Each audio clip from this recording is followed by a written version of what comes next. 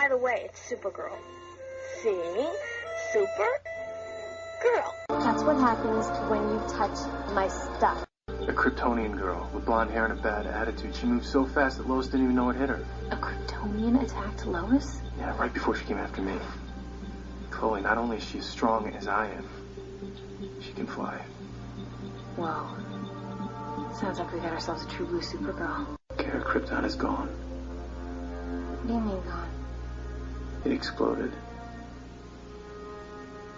You and I are the only survivors. Planets don't just explode, Kral. Guess the humans are right, Kral. Girls do mature faster than boys.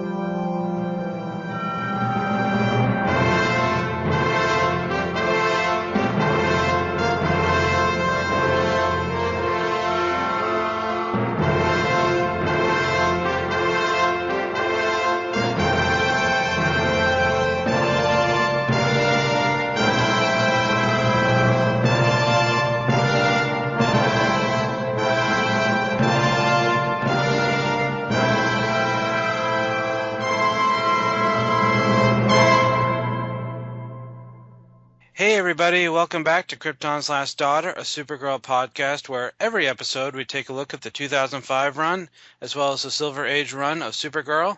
This is episode 4, and I'm Andrew Pinkham. And I'm Danny Sapp. How you doing, man? I'm doing pretty good, man. How you doing? I'm doing awesome. What's been going on since the last time we recorded? Not much. I mean, just working and reading some comic books and stuff like that. Actually, tonight I actually sat down for some reason. I don't know why.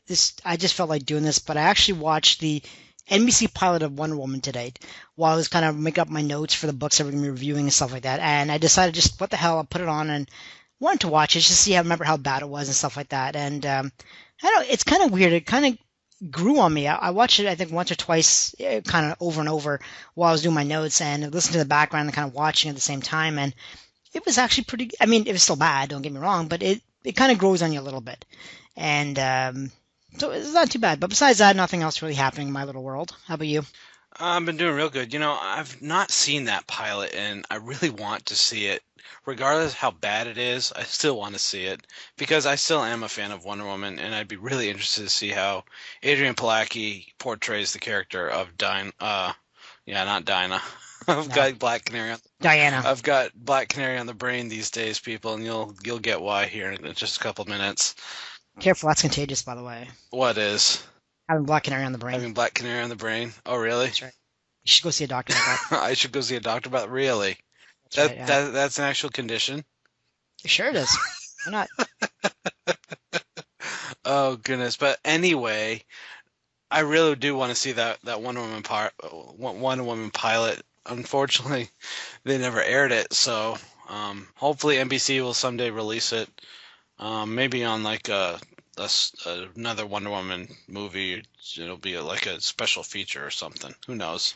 Well, you know what? Worst case scenario, if we do end up meeting up in April next year, for example, I'll bring the DVD with me and you can watch it if you want to see it. But it's not bad. I mean, like I said, I think Adrienne Palicki made. I mean, like I said, I watched it a few times now. I think she made a really great Wonder Woman. She actually reminded me a lot of the original Wonder Woman. I can't remember who was the actress in it, but from the old Wonder Woman TV show, she kind of reminded me a lot of her a little bit, which is really cool. But it's just the script and the story was just absolutely stupid beyond belief. But for her efforts, so she made a really good Wonder Woman. So I was really pleased to see that at least. But yeah, just the story kind of sucked a lot. Yeah, it's Linda Carter, by the way. There you go, Linda Carter. So, but basically what I've been up to lately, I've been reading a pantload of comics. As I alluded to just less than 2 minutes ago, I've been reading lots and lots of Birds of Prey lately. I've really dove into the Birds of Prey, the New 52. Absolutely love that series. It's been great so far. I've enjoyed every issue. The art has been amazing. Also been reading the Chuck Dixon run of Birds of Prey. I picked up issue 1 today. I need to pick up more because they've just been fantastic. So, and you, sir, I got a package in the mail. My birthday's coming up next week, and I received a copy of Superman Earth 1. And you know what? I really liked the story. I did have a few issues with it, which I want to talk about a little bit during, or not during the show, or this is the show, but I guess we'll get into that a little bit now. Really, a couple of pieces I didn't like is that the alien race that they portrayed in the book, and I'm sorry if you all haven't read it, if you haven't read it, please go read it, and if you haven't read it, just skip ahead a few minutes. But anyway, I don't like the fact that the alien race caused Krypton to explode. I didn't like that at all. So what did you think about that, dude? Did you like that part, or no, not really? Yeah, I really didn't have a problem with it, to be honest. I thought it was a very interesting, kind of different take on, I think, on Superman's origin than what I've seen before or read before. So yeah, I really didn't have a problem with it. And I think to their efforts, the one thing I really liked the most about it, I think, from this book was while Superman's kind of fighting these aliens and going through this whole thing, he kind of has these flashbacks back to his days on Smallville and him with his parents and his mom giving him the suit and things like that. And I thought it was really, really cool. Just kind of having these flashbacks of how things were and these words of wisdom that were given to him and things like that to become the superhero that he will become. So I thought that was really, really cool. But no, I absolutely love the story. It took me a couple of read-throughs just to really get the whole thing and to really enjoy it as much as I did. But no, I love the story. I thought you would enjoy the story too. That's why I sent it to you. But it's a fantastic story. It's a little bit different, like I said, than compared to other origin stories you've probably read from Superman. But different isn't always bad. Different's kind of good sometimes. I mean, it just gives you a different take on things. So, but I'm really interested in reading the second volume of Earth 1 as well too, to see how that kind of continues the storyline. And I would really like to kind of read the Batman Year 1 as well too, to see how that kind of if that kind of storyline even changes a little bit or things stay the same. So. But no, I really enjoyed it though. I really did. Very good. Yeah, I've only read it through once, and I read it through late last night, so I'm not. I read it through pretty quickly, just trying to get through it so I could go to bed because I knew we wanted to talk about this on the show. So yeah, I need to read through it again. It's from everything that I've seen and kind of blaze through. It's an awesome story. I get a very Smallville vibe out of this story, which is, as a Smallville fan, it's completely awesome. I love the cover of this book. The cover of this book was absolutely gorgeous.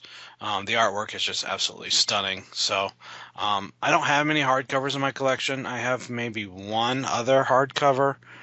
So in the other hardcover I have isn't even DC. It's Marvel. It's Marvels by somebody else. I don't even know who wrote that book. But that's really the only other hardcover that I have. So, and it's really too bad too that after I read Earth 1, I just read a second time about a week ago or a third time about a week ago, and I was thinking to myself, it's really too bad that DC didn't kind of make Action Comics of the New 52 or Superman of the New 52 kind of like this kind of book, this kind of story. I think if they did, it would have made it so much better, and it's really too bad because Superman Year 1, I think, Earth 1 came out not that long ago. I think about a year ago, maybe a little bit less. So it's really too bad they didn't establish the New 52 comics, the Superman Action Comics, similar to that kind of story, to that kind of storytelling, that kind of artwork would have been, I think, a million times better than what they have right now. So it is too bad. Yeah, see, I would read the New 52 Superman more if it was a lot like this, because I really did enjoy this story. I thought Superman looked a little young in this story, but like you pointed out, it's a young version of Superman. It's not Superman in his prime of his career. He has not met Batman, hasn't met Wonder Woman, he hasn't met any of the Justice Leaguers. He's still starting out, so I'm really interested to read the second volume. and I'm really looking forward to that. So, but besides Earth One, I've just really been diving into my Superman collection. I've got a short box of Superman comics that I literally have over 100 books in that short box that I need to read, spanning all different kinds of eras, from 80s to 90s to early 2000s to late 2000s. So really just up until the modern age, because I don't have any of the New 52 books. Yeah, speaking of which, it's really too bad that you still haven't been able to read or still haven't read Batman of the New 52 yet, because you're really missing out on a great story with that one. Yeah, You really, really are. I wanna pick it up because I mean it has glaring recommendations for not only you, but I was listening to Bailey's Batman podcast the other day when him and Scott were talking about one of their stories, and Mike mentioned that they're gonna this next week that he was gonna be covering the Court of Owls on Bailey's Batman podcast. So I'm going to listen to that show first before I dive in to see what his kind of opinion. I have a very high opinion of Michael Bailey. He's a veteran podcaster in the Superman podcast universe. And he's a huge Batman fan. So kind of a little plug for Michael. And Mike, if you're listening, hello. So, but I guess that's pretty much all I had for preamble. Have you been reading much lately, dude, as far as comics goes, or? Not too much, to be honest. I mean, I've just been reading the New 52, like I said, Batman and Batgirl. This whole Death of the Family story arc that's going on right now. Been obviously reading a lot of Supergirl, of course, the New 52. I think we just wrapped up Superman and Superboy. The one just came out recently, I think number 14, I think it was, for each one. Disappointing to say the least, but besides that, no, nothing else really I've been reading. Just like I said, playing some video games and reading some comics here, the New 52, and that's pretty much it. Yeah, I just wanted to mention, I absolutely obliterated Danny on Madden last night, so throw you under the bus a little bit there, buddy. Yeah, a little bit. Thanks, buddy. Yeah, great. My pleasure. Anyway, let's hop into some news. Probably the biggest news coming out of Krypton's Last Daughter. I actually applied for a Tumblr page. About time, by the way. Well, you were the one who convinced me to get onto Tumblr and start tumbling and linking it to my Twitter so I can tweet a little bit more. So, and you know what? Tumblr is a lot of fun. So if you want to follow me on Tumblr, it's supergirlpodcast.tumblr.com. So there's that out there. But really, probably the biggest bit of podcast news out there is Danny and I have decided to put Power Girl, Earth 2's Last Daughter, on kind of an indefinite hiatus.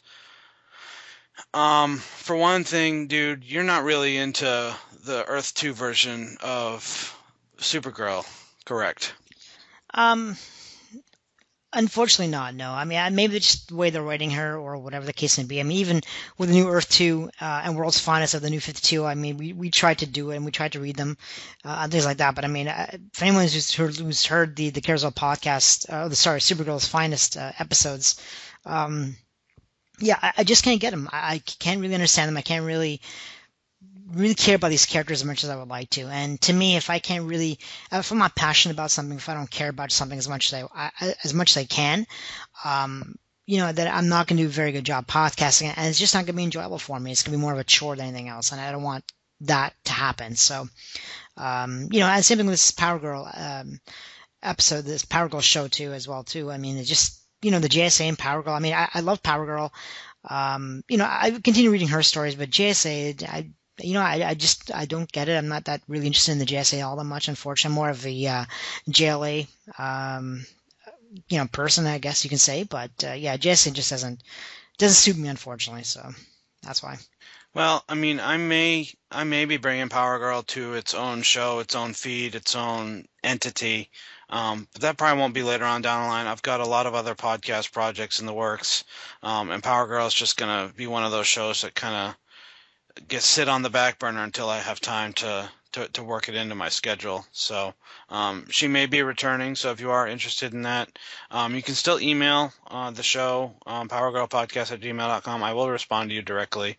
So if you want to do that, you're more than welcome to. But so I just wanted to throw that out there. So we're going to be doing a lot more stuff as far as Supergirl goes with the KaraZor-El.com and the Kara Zor-El Podcast, as well as KLD. So I just wanted to throw that out there. But I think we're going to take a break. And when we come back, I'm going to tell you all about Superman Batman number 11. Stay tuned, everybody.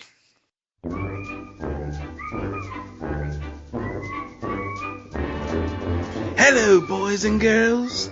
It's your dear old Uncle Joker. We've got an internet access here in Arkham, so I'm doing a little browsing.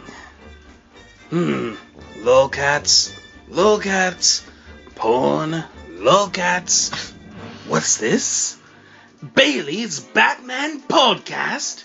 A bi-weekly podcast devoted to everything Dark Knight Detective? Well, Michael Bailey, where's Bailey's Joker Podcast, eh? We'll see about that. Harley, get our things. We're going to Georgia.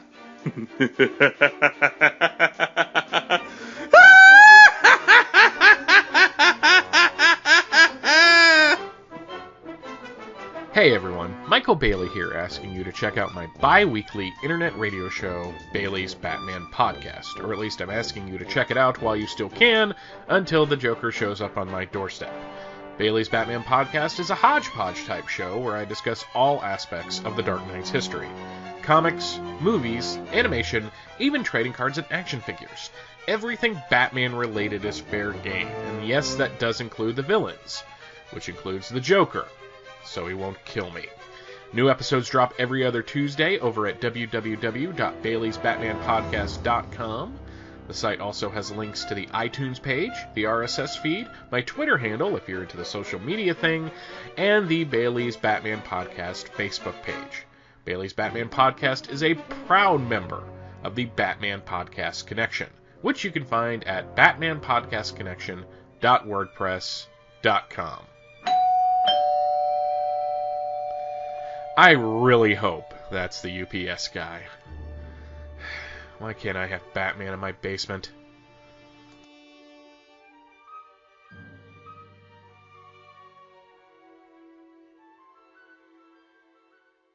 And welcome back, everybody. Superman Batman number 11, titled Prisoner. The credits on this one, Jeff Loeb is the writer, Michael Turner is the penciler and inker, Peter Steigerwald is the colorist, Richard Starkings is the letterer, Tom Palmer Jr. and Eddie Braganza are the editors, and Michael Turner and Peter Steigerwald did the cover. What did you think of this cover, Danny? Did you like it? Yeah, I absolutely love it. I mean, it looks really fantastic. You got a big picture of Darkseid, kind of his big face right up, taking up maybe half the page, and then you got Superman and Wonder Woman and Batman on the cover as well too. No, it looks absolutely fantastic, and the flames from Apocalypse as well too coming up. So, no, it's an absolute beautiful cover, great colors, great detail. It looks fantastic. It really, really does. What about you? Yeah, this cover is just phenomenal. I mean, Michael Turner just still continues to amaze me throughout. I mean, every cover has been excellent. There hasn't been a bad cover yet. And what's fascinating to me about Michael Turner is that he's both penciling and inking himself. I mean, you don't see many artists doing that these days. Oh, really? I didn't even know that. That's pretty impressive. Yeah, he's very impressive, then. He's both penciling and inking himself. I mean, he's doing the drawing and all the inking as well. So, I mean, and that's just fantastic to me. So, but we're going to get into the synopsis, and the synopsis reads as so. Superman and Wonder Woman arrive at the home of Scott Free and Big Barda. As Barda dismisses the sight of the two superheroes to her neighbors across the street. Entering the house, Barda is surprised to find Batman already in there. Wonder Woman thanks her for letting them use her mother box, and Barda asks for a few moments to get changed so they can go. Superman, however, has no intention of letting Barda go with them, but Barda says that it's a deal breaker. Batman then opens Scott's secret equipment closet, saying he needs to borrow some of it. As Barda steps out to change, Wonder Woman tries to get Superman to get comfortable with the fact that Barda is coming, but Superman is anything but happy. He partly blames Batman and Wonder Woman for Kara's kidnapping. A furious Wonder Woman reminds Superman that many of the Amazons, including Harbinger, gave their lives defending Kara, but Superman counters that situation wouldn't have happened if it had been Donna Troy or Jason Todd. The three allies look as if they're ready to come to blows when Barda steps in, ready to leave. Using a boom tube, the quartet arrives on Apokolips. Everyone knows their plans, but Superman reminds them that Kara is leaving with them. Batman reminds Superman that everyone is going home and to prepare for anything. As the two leave, Superman under his own power, Batman with one of Scott's machines, Barda asks if they know what they're getting into, and Wonder Woman doesn't know. Heading to the Coliseum, the two heroines battle the female Furies, killing Stampa, but Barda is soon captured.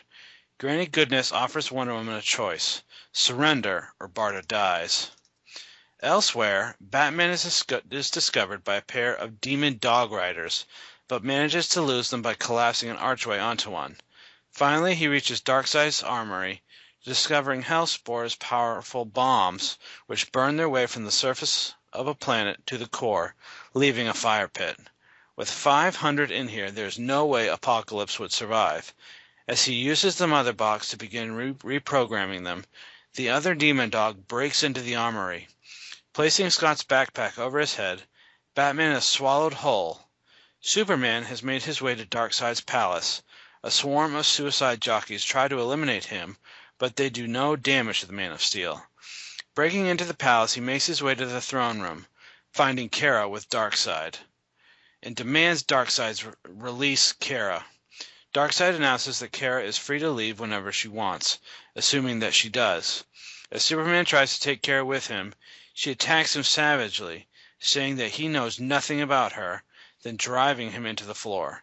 Still seated on his throne, an impressed Darkseid commands Kara to kill Superman. And that's where our issue ends. What did you think of this one, buddy? I really enjoyed it, actually. I mean, it's really very similar to the Superman Batman Apocalypse movie, and that's the first thing I kind of noticed from this chapter of the story, of the whole entire story, basically. But no, I absolutely love this book. The one thing I really took from this book, I think the most of it was kind of doing my notes, and I kind of realized that was that this particular issue and the whole entire series of, like I said, of the Supergirl being reborn, was really about Superman, to be honest with you. And it really had a lot to do about Superman and his emotions and things like that. And I think it all kind of culminated right when he's entering Darkseid's kind of castle, and he even yells out his name saying Darkseid, and he's even thinking to himself, any action I take is justified. And, you know, you combine that with just the way he was kind of acting at the very beginning of this issue, how he brings up Jason Todd and Donna Troy with Wonder Woman and Batman, and, compares Kara's abduction to that, and not to mention how he blames everybody for Kara's abduction. He even blames Barda to a certain extent because she trained the Furies as well, too, who abducted Kara in the first place. So he's really on an emotional roller coaster, and it really kind of showed a lot in this book, with the writing and his thoughts and stuff like that. And that's kind of what I took the most out of this book, was really how much it was about Superman, about his doing anything he can do, anything possible to bring back Kara home. And that's what he was thinking. He didn't care kind of who he hurt in the process. He just wanted to get Kara back to Earth safe and sound. And I thought it was really cool. I thought it was, that's exactly what a family member would do for another family member, and just they don't care about anything else. They don't care about their life or anybody else's life for that matter, just to bring them, to get them back to safety and to keep them safe for forever. So I thought that was really, really nice. What about you? What did you think of the story? I thought this book was absolutely fantastic. Jeff Loeb just continues to blow me away with this. And you're right, it's very similar to the Superman Batman Apocalypse movie. That movie is based on this story almost verbatim. There's not much differences between the book and the movie. There are a few, but I loved seeing reading this story again, it brought back so many memories, not only flashing in my mind to the movie, but also reading this story for the first time. I mean, Michael Turner's art just keeps blowing me away at every turn. And you're right, it's very much a Superman story, and it's almost like he's willing to kill anybody to get Kara back, including Darkseid. He's just so torn, and you're right, he's very much on an emotional roller coaster. And in a sense, I kind of understand where he's coming from as far as blaming Batman and Wonder Woman, and I kind of don't feel bad that he drops the whole Jason and Donna on Wonder Woman and Batman, because it really is their fault that they took Kara away from him. I still don't think it's right that they did that. I get as to why they did that, but I still don't like it. So what did you? Well, I mean, sorry, go ahead. What did you think of Michael Turner's? Really, his woman, the way he draws women in this story is very, very similar. What are your thoughts on this, dude? I mean, we saw it last issue with Kara and Lila, and we see it again with Wonder Woman and Big Barda. What are your thoughts on this?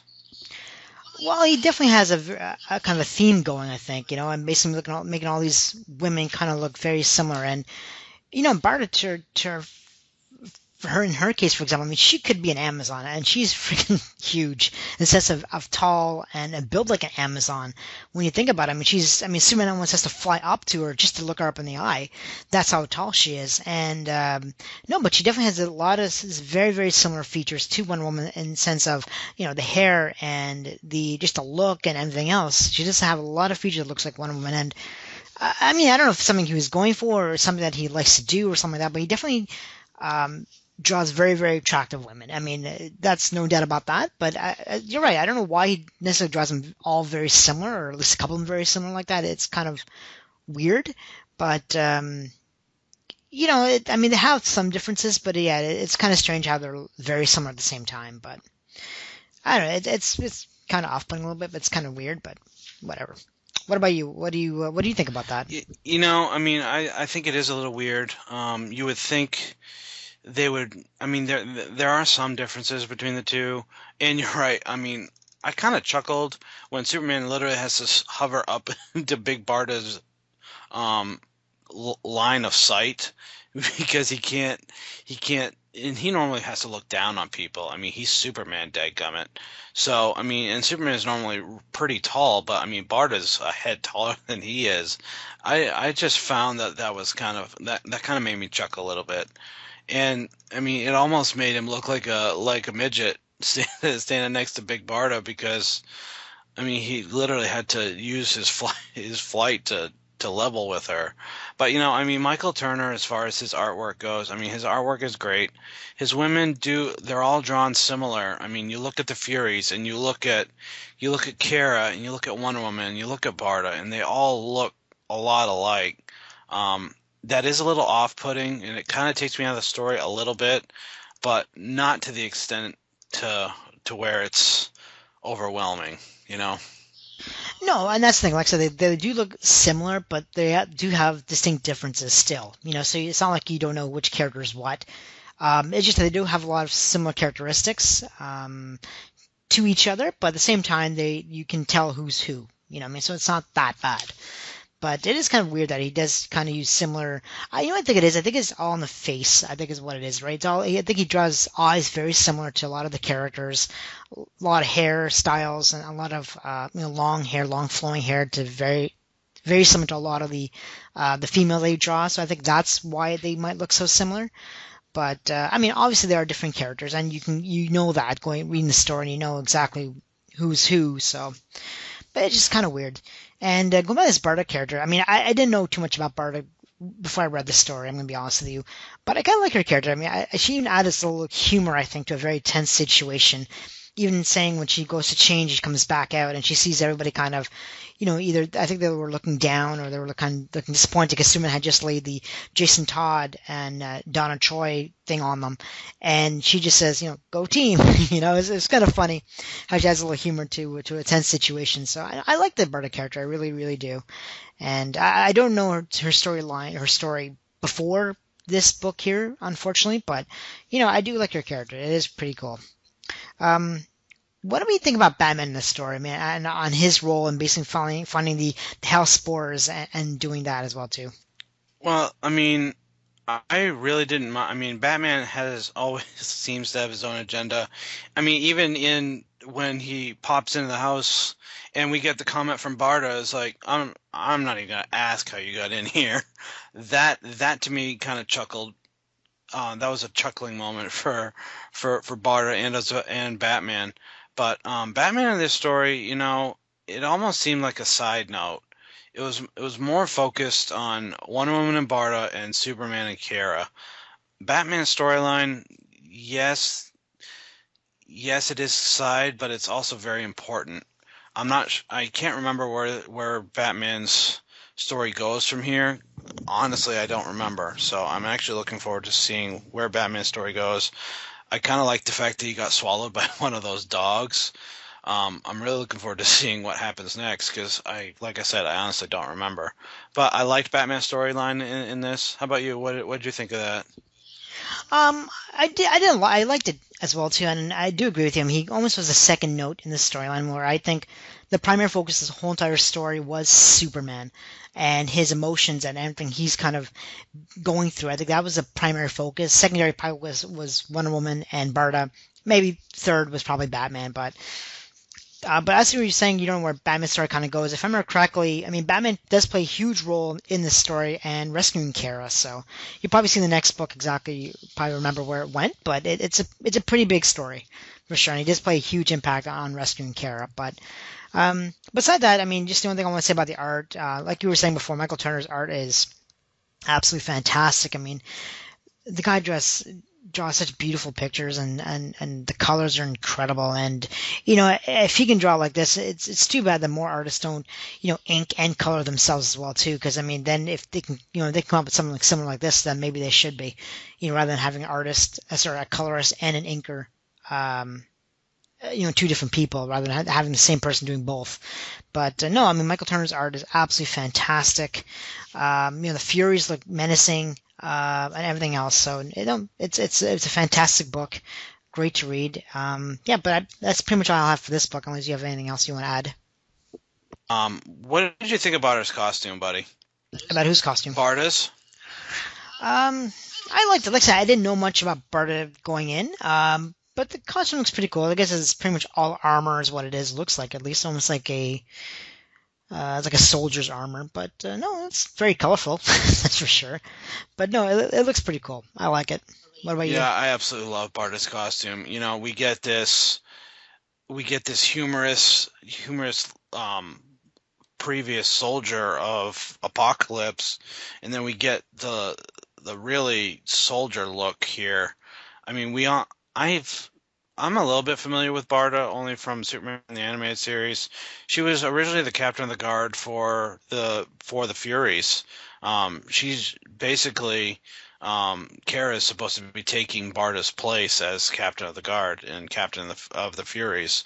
So Barda somehow escaped Apocalypse, and Darkseid never went after her for a reason I'm not sure of. But I really like Barda in this issue. So. What did you think of the two-page splash towards the tail end with Kara when Superman just enters the Darkseid's chamber and Darkseid is sitting there with Kara just peeking over her shoulder? What did you think of that two-page splash? I thought it was really, really cool. I mean, you see Darkseid there and he looks really cool. Kara's kind of has a really, really. I think it's the first time you've seen Kara in this really different outfit. Than what she was wearing before, or even than her Supergirl outfits. It's completely kind of like this dark orange kind of outfit that you might have seen her wear before. But no, it looks really, really cool. Once again, Michael Turner did a fantastic job. with the outfits, with the look of Darkseid and everything else. So it looks really, really awesome. For sure. What about you? Yeah, her costume looks absolutely fantastic. I mean, this is the first time we see Kara in this costume, and it's definitely a different look to Kara. I mean, she even has a different look to her hairstyle, which is really, really it's not only cool, but it's also very evil looking and menacing, which I don't necessarily like to see with Kara, but I get as to why. I mean, she's been turned evil by Darkseid, so yeah, I like Kara's look a lot, and well, like you said, Michael Turner's art just blew me away with this 2-page splash. And really, another note I wanted to mention was I really love the page when all four of them, Superman, Batman, Wonder Woman, and Big Barda, just get onto Apocalypse through the boom tube. That page is absolutely gorgeous. It's probably one of my favorite pages in the book. So how about you, buddy? What did you think of that page? With all four of them you're talking about when they walk into when they get to Apocalypse? Yeah. Yeah, that's pretty cool. I mean, you kind of see Batman with this thing on his back as well too, and you see all of them coming through the boom tube. I thought that was really, really neat. What I really liked as well too was Batman and his battle with the demon dogs as well too. I thought that was an amazing 2-page action spread. When the demon dog kind of just crashes through, I think it was through the floor when Batman's in his Hellspawn, I guess cave or tavern, wherever the hell he was, with all the Hellspawns, and then you see the demon dog just come out of nowhere and swallows Batman. I thought that was an amazing 2-page action spread. And once again, Michael Turner, I mean, there's so many things going on in this picture, in these two pages here, and Michael Turner just blew me away with the colors, and the artwork was absolutely fantastic. Definitely. Agreed. What did you think of Kara's role in this story? Well, I mean, there wasn't really much to her role. I mean, we only got to see her at the end when Superman finally reaches Darkseid, and you see Kara. Obviously, she's been brainwashed, and that's why she's sort of, Superman tries to take her away, but Kara says, well, I don't want to, and then she starts fighting him, and obviously listen to Darkseid. So obviously she's been brainwashed and stuff like that, but, I mean, that's pretty much the extent of what you see with Kara in this story. You don't really see much else of her in this whole entire book. Like I said, I think primarily it was a Superman story, and that's pretty much it. And like I said, you do see Kara at the end. Obviously, you see her a lot more in the next book, but you only get to see her maybe in about 3 or 4 pages. Not really much at all, unfortunately. But what about you? I tell you what, there were some.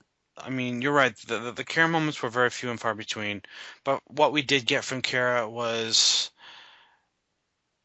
amazing. I mean, when we first see Superman enter the scene, he's obviously really angry. I mean, we even see the red eyes look with the quote unquote red pissed off Superman, and I kind of like that look of Superman in this story, and as soon as he sees Kara, he immediately softens, and I like the part when he actually gathers her into his arms, and you see Kara's hands on his chest. A very tender moment between the two of them, and then all of a sudden, it seems like a switch is flipped, and we get Kara just beating the living snot out of him.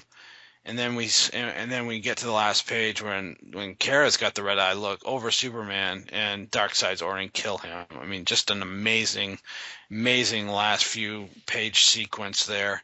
It's just incredible. So, yeah, no, I completely agree on that one. You're right. It was really great. I mean, you're right. It was very short, but the pages that she was in definitely really made a huge impact on the story and on Superman as well too. Really cool. So, what would you rate this one out of 5, buddy?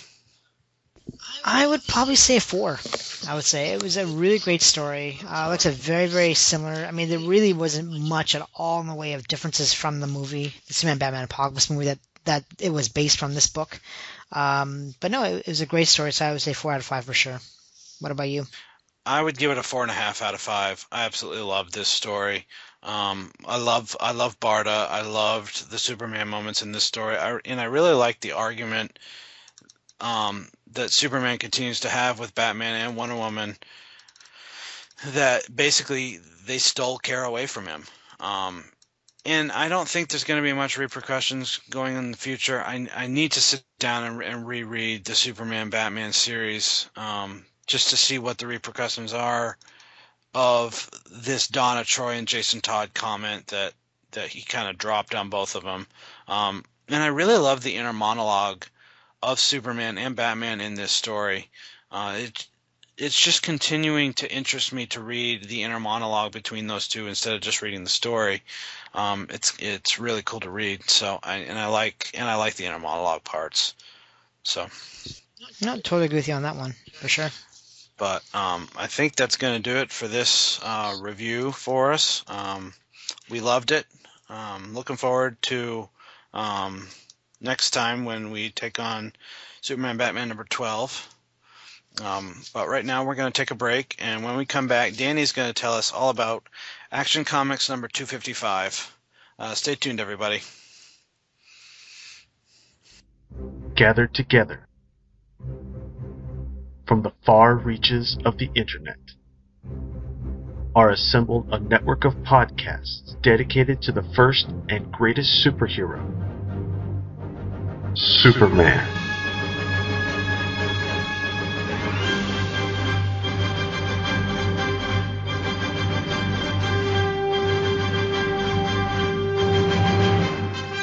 The Superman Podcast Network is dedicated to covering all aspects of the Superman legend, featuring The Thrilling Adventures of Superman, Golden Age Superman, the Superman Fan Podcast, Superman in the Bronze Age, From Crisis to Crisis, a Superman podcast, The New 52 Adventures of Superman. I've got a few things to say about Superman. The Kara Zor-El Podcast, the Superman Vidcast, the world's best podcast, and Radio KL from SupermanHomepage.com. Join hosts Michael Bradley, John Wilson, Billy Hogan, Charlie Niemeyer, J. David Weeder, Jeffrey Taylor, Michael Bailey, Scott Gardner, Danny Sapp, Cayman Stoll. I'm Isaac. I'm Adam. Steve Eunice and co-host Scotty V. at SupermanPodcastNetwork.com.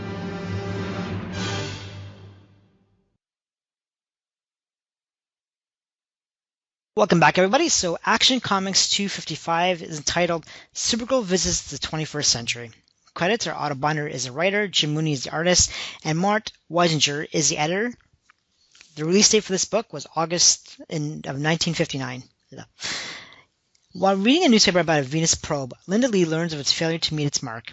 She is then sent a secret message from Superman encouraging her to keep on pressing her superpowers, and encouraging her to use them to travel into the future and visit the 21st century. That night, Linda changes into Supergirl and uses her powers to breach the time barrier and travel to the 21st century. There she happens to come across an orphanage on an asteroid that is in trouble when a satellite breaks through its protective dome. Supergirl secretly steals the dome. However, when she is about to deal with the satellite, a young orphan named Tommy uses an anti-gravity ray on it, causing it to collide with her and explode. This caused her to land near a chunk of kryptonite. Too weak to move the kryptonite away, she is unwillingly saved by Tommy when showing off his changer ray to his friend Jick, turns the chunk into ice. Supergirl decides to secretly follow the two orphans to make sure they don't get into any more trouble. However, when they do find some, such as when they were attacked by an alien beast and caught in quicksand, they manage to free themselves of different futuristic devices before Supergirl can secretly come to the rescue. When the boys return to the orphanage, Supergirl uses her X-ray vision to learn that Tommy is to be adopted that day. Deciding to check on his arrival of his adoptive family, Supergirl finds that their ship is in trouble and smashes all the meters that bar into their path, ensuring that they make it to the space orphanage. With Tommy adopted, Supergirl returns to her own time and resumes her identity as Linda Lee. Transcribing the event in her diary, she realizes that young Tommy will soon grow up to be the 21st century hero Tommy tomorrow. And that is the summary of Action Comics 255. Andrew, what did you think of this book, buddy? You know, I really like this story. It's probably my favorite one so far that we've covered, except for maybe the origin. Jim Mooney's art just continues to be good, and I absolutely love this story. The book feels a lot less campy to me in this story as have been previous. I mean, we don't get super ventriloquism. We don't get any of the really silly. I mean, we do get some really silly parts in this story, but not as many as in previous books. So, and, you know, being actually in the 21st century, we do kind of chuckle because, I mean, it's nothing like it is now. And we kind of get a sense of what 1959 comic creators thought the 21st century might be like when it comes to like Superman and Supergirl and stuff. So, how about you, buddy? What did you think of this issue? See, I don't think you and I actually read the same book. This book was nothing but campy, I think. This is probably the definition of campy, or just plain out wacky, if you're asking me. I mean, just the opening page when Superman throws her a spear from Metropolis to get her the message I'm like, what? And you were saying, I mean, he uses, I think when Linda see his super aim, I think she called it, is how we got that spear all the way to her from Metropolis. So I'm like, okay, sure. And then there's, I mean, it's because we're in this takes place in the 21st century. There's so many, I mean, just look at the devices that they use, the skyhook and little things like that, they're so weird. It's dumb, but it's so funny at the same time.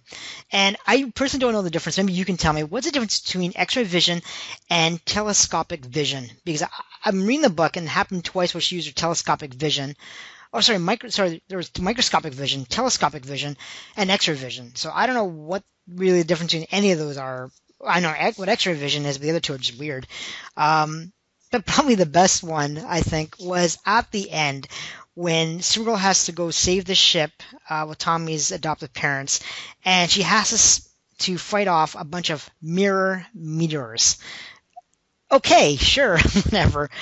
I mean, this is so far from. This is so weird. The story, it's unbelievable. I mean, it just made me chuckle because it was just so weird. And I don't know about you, but my standards, I mean, when often review a book like this, is so different than I think when I review, say, Supergirl New 52, because I mean they're just not in the same category. I mean, this book. I mean, you read this book just to have fun, just to read something weird and to find something to laugh about, but you don't take it seriously.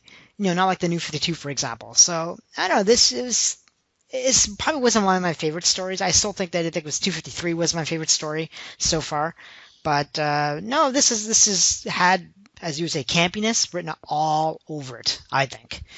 But like I said, I'm trying to figure out if we actually read the same book or not. Maybe it's kind of weird, but no. I mean, what did you think of all the gadgets that Timmy used? I think he used like the skyhook and a few other ones. I mean, he was almost like a Batman character with all the gadgets that he had. So, what did you think about those gadgets? You know, I thought the gadgets were really fun. But, I mean, going back to your question, I mean, the difference between microscopic vision, I mean, obviously you can see, like, really, really tiny. I mean, it's like looking through a microscope. As far as telescopic vision, that's like you got a really big zoom lens, or like a telescope that you see up into the stars. I mean, you see really, really far away.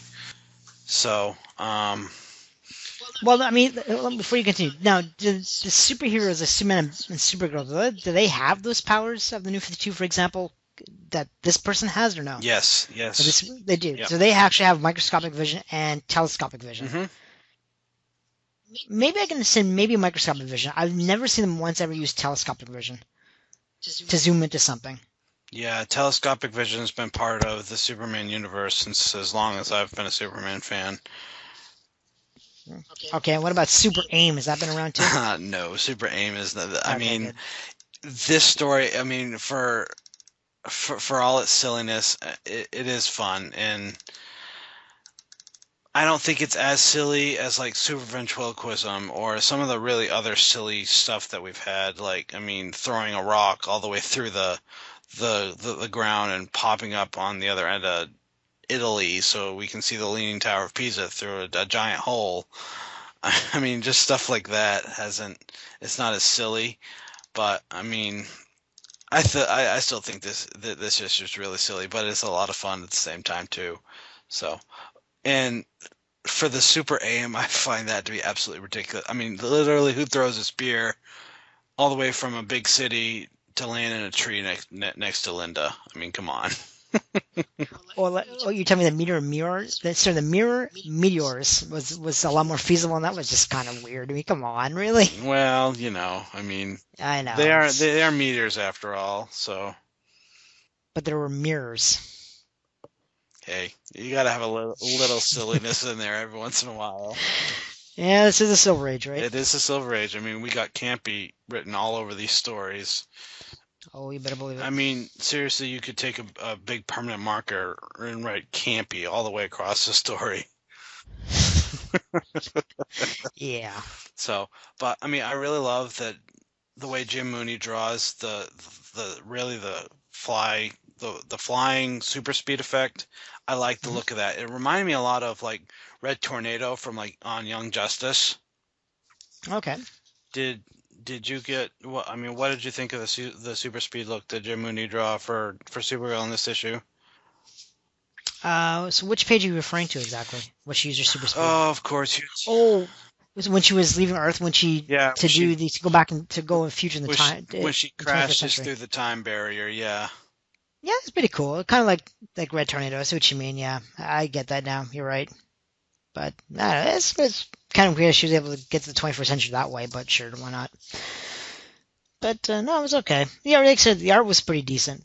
I mean, there's not really much to. I mean, one thing about the art, I think so far in all the books we've reviewed from the Silver Age have all pretty much been the same. Nothing's really changed. I mean, obviously there's no color.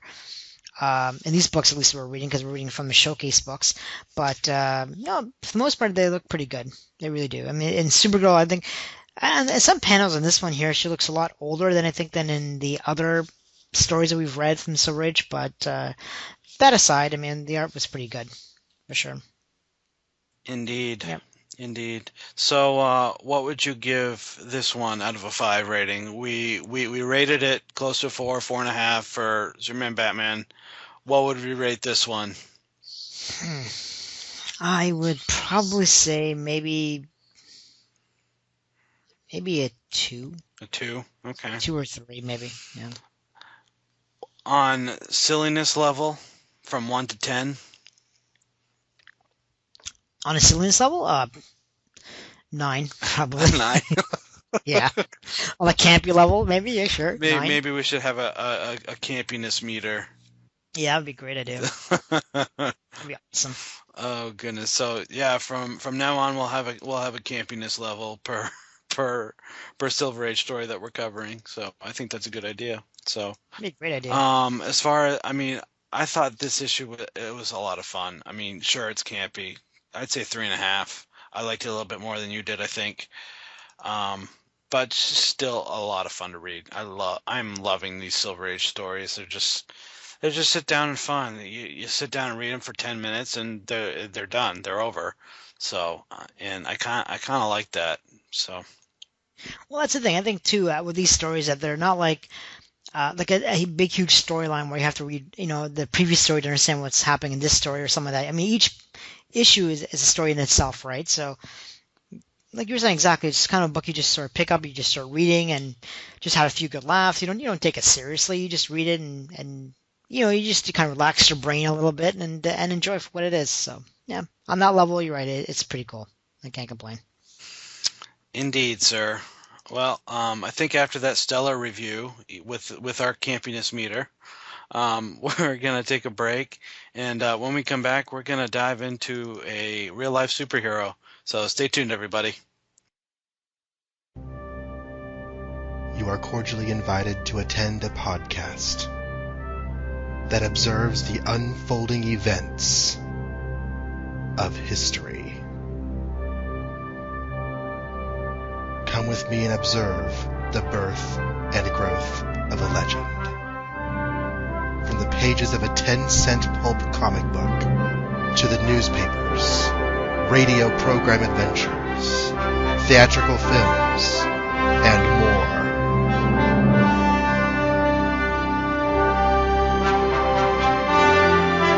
Witness the dawn of the superhero.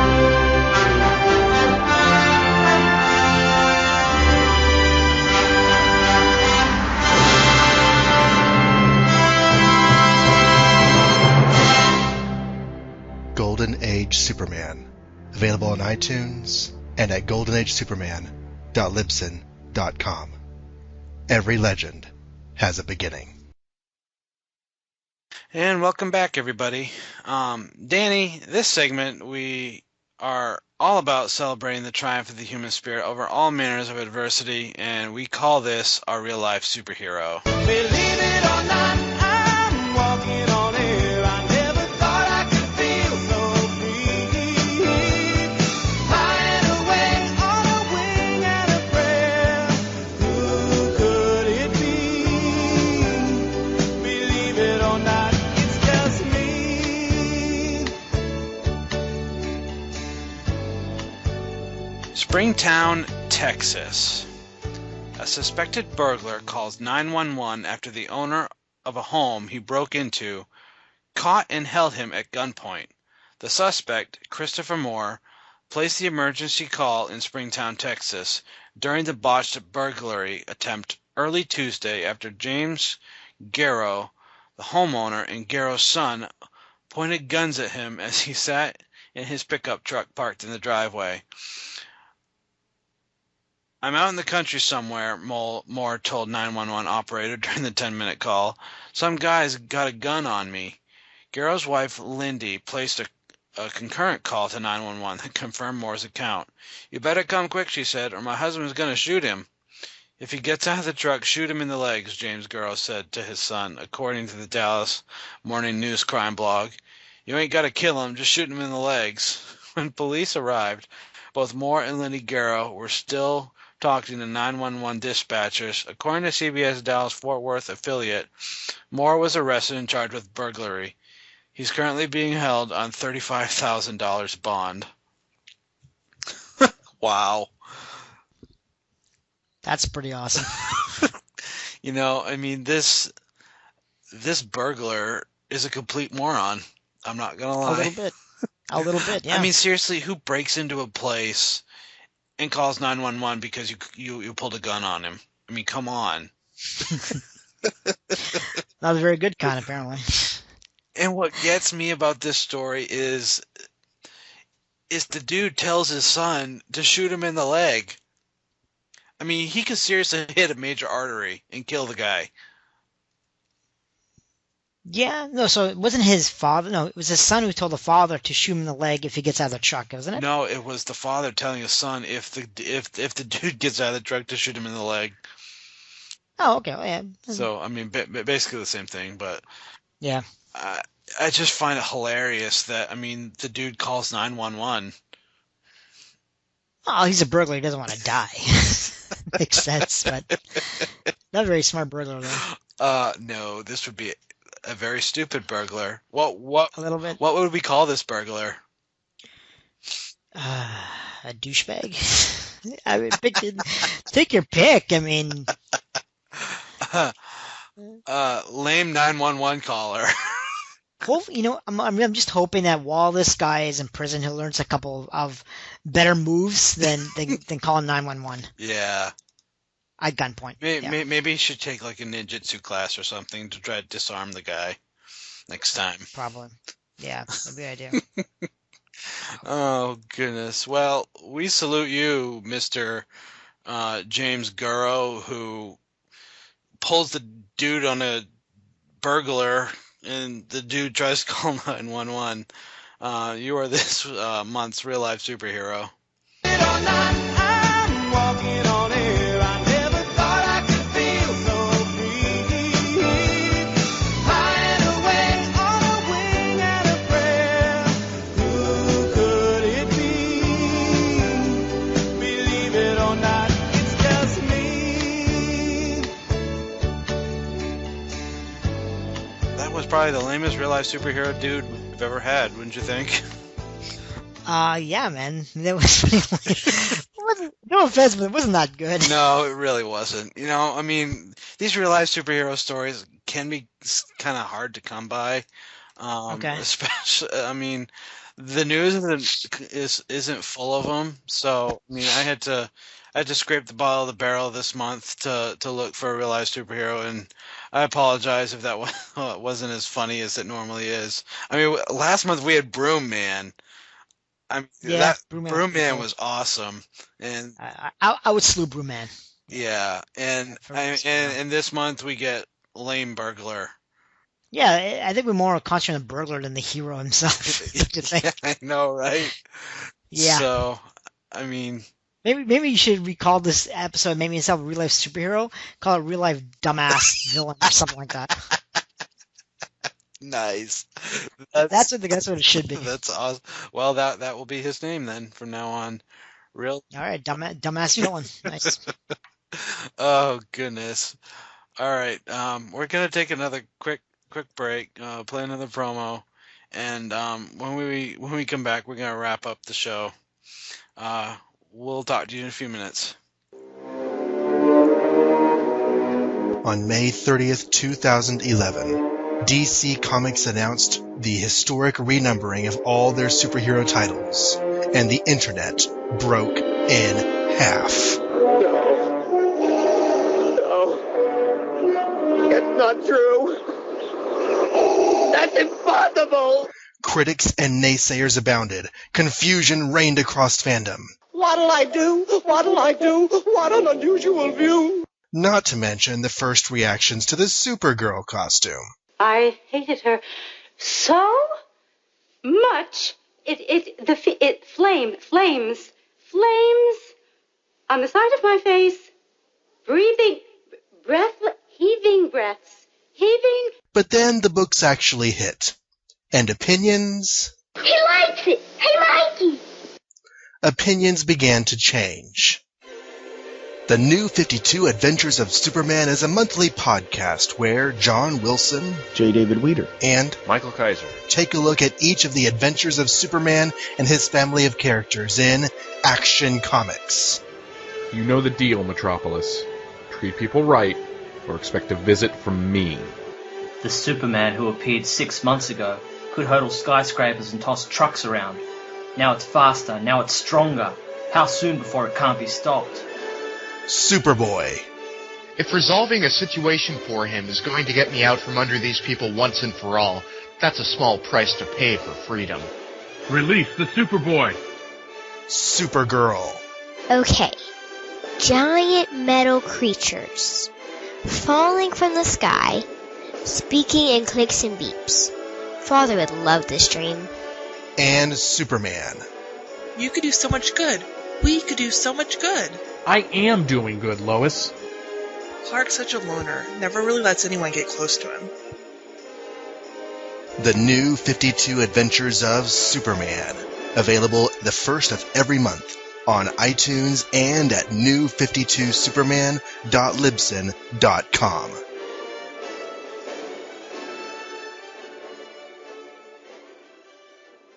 And welcome back, everybody. That's pretty much it for the show. It's been a fun show, except for the lame real-life superhero. But I thank you for everybody who's downloaded and listened. I still haven't had much feedback, but I mean that's gonna take time, and hopefully people will write in and write us a review on iTunes. We would greatly appreciate it, and we actually read it on the show. So, and if you want to do so, you can contact the show by writing an email to supergirlpodcast@gmail.com. So, there's that. And I guess until next time, I'm Andrew. And I'm Danny. We will talk to you later. Bye-bye. See you later.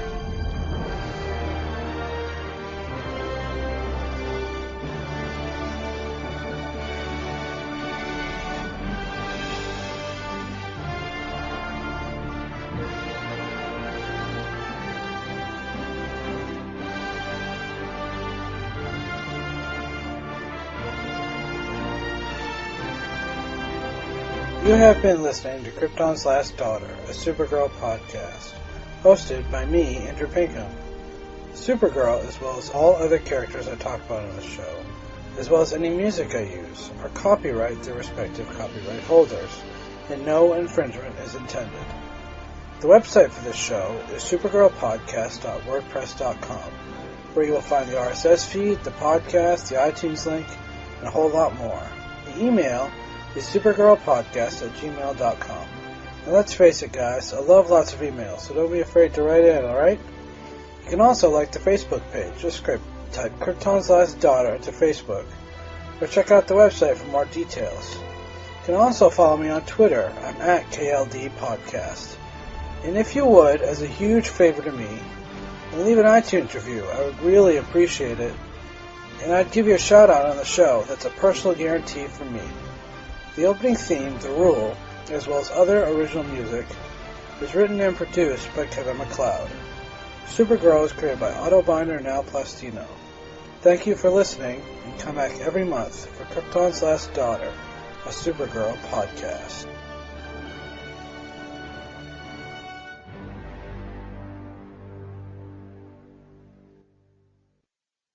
To be honest, I'm not sure I've earned the right to wear this uniform, but I will.